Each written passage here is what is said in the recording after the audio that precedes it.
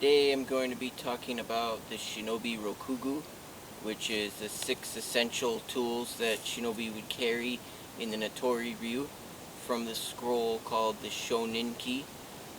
So it's 6 essential tools that ninja would carry. Number 1 is Amigasa, which is a deep and wide straw hat, so that you can see out but the person can't identify you.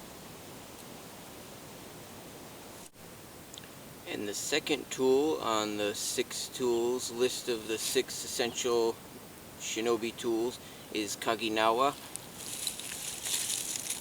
Kagi means hook, and Nawa is rope.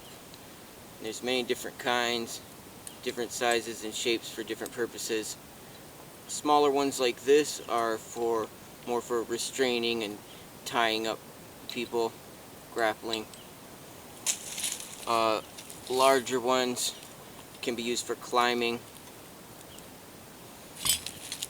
And here's another kind, smaller ones. Another use is to lock sliding doors. Just make a shelter, stretch it between some trees and drape some cloth over it. Here's another kind, another smaller one. Sometimes you want to add loops onto the rope, and in that case it's called Musubi Nawa, and it helps for climbing. Put your hands and feet in here, going up and down. You can stay in one place for a long time. And in Natori Ryu, it says in the Shoninki that they have their own special kind, Ko Nawa. Ko Nawa means small rope or cord. And so here's a smaller version of the Tori Nawa. Tori Nawa are ropes used to arrest people, restrain criminals, things like that. And just many limitless uses. And it can be stored in your sleeve. The next tool on the list of the 6 essential tools for Shinobi is Sekihitsu. Sekihitsu is stone pencil. I have one soapstone one graphite one. The graphite one you could draw on paper, and with the soapstone one you could write a message, something like that, on a rock or some other place. If maybe there's another shinobi following you and you give him the direction or something when he arrives at the predetermined point. And another alternative for a portable writing instrument for Sekihitsu is yatate. Yatate, actually the word yatate means arrow holder, because they used to store these in their arrow box or their arrow quiver. But what it is it stores a paintbrush and ink. And in the ink is a wad of cotton with a little bit of ink stuck in it. And so you can just moisten your brush like this and write like that. And I also have here another tool, which is Rashimban or Rashingi, which is a compass. And I have the 12 signs of the zodiac, the 12 directions in the old Japanese or Chinese system. And when they draw maps, they put north at the bottom of the page. So I have it set up like that. And then I have a little tube that the cloth can be rolled up and stored in with the pencils. So it can be used for writing messages, writing codes. I started writing the Shinobi Iroha, which is like a ninja code alphabet. So it's these complex kanji that actually represent different sounds phonetically, like the kana system. Kana system is the phonetic way of writing Japanese hiragana and katakana. So each one of these kanji would represent a different kana.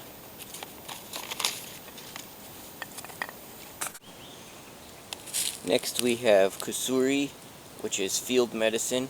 It originally meant worm killer, because they believed that all stomach ailments were caused by worms. And Kusuri can also mean all field medicine.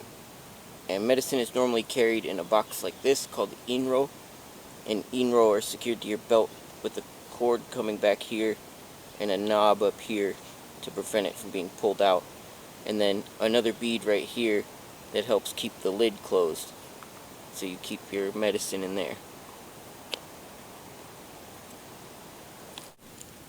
Next up is Sanjaku Tenugui, a 3 shaku cloth.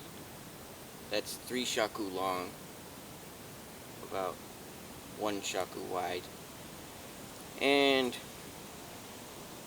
can be used as a headband.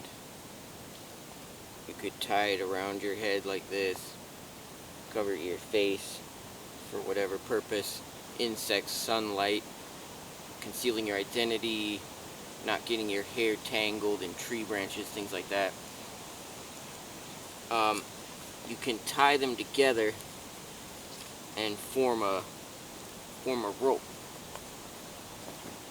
something to climb with. If you took 2 like this, maybe have several, 3 or 4, tie them together.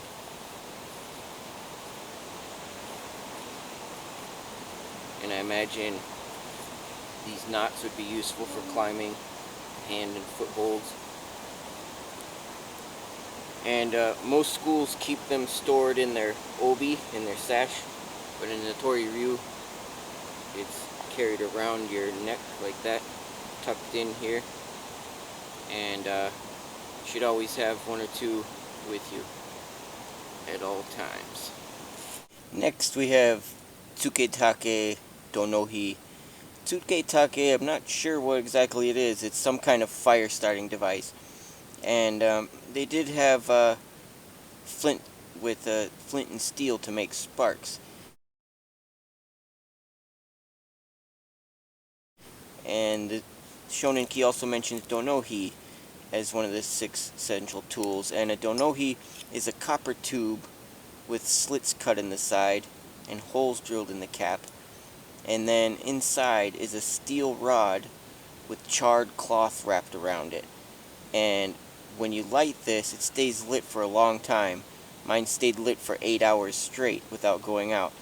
And so you can rough it up a little bit, the charred cloth, and then you can apply sparks, try to get it going.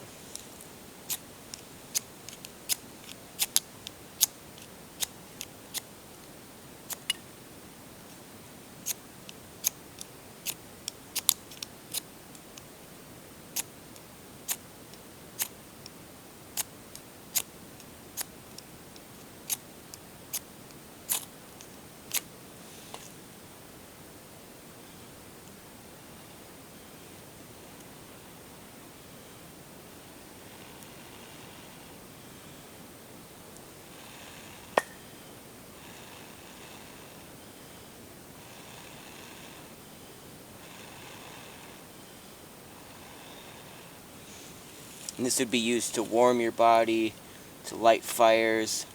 They have a word for it. Jiyaki is ground burning, so maybe lighting grass and fire. Arson. And it's stored in the sleeve of your kimono in here.